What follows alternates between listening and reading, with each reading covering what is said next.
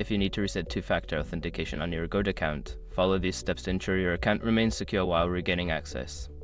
Step 1. Access the Agoda login page. Go to the Agoda website or open the Agoda app on your device. Click on the login option to enter your account credentials. Step 2. Select Forgot Password.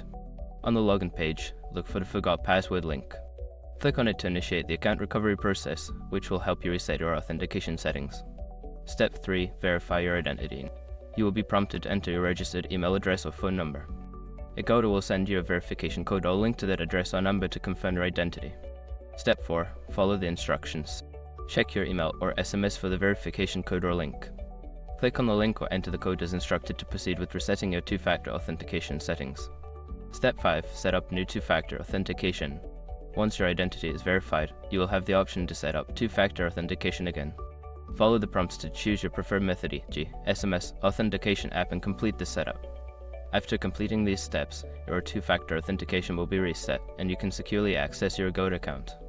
If you encounter any issues, consider reaching out to Agoda customer support for further assistance.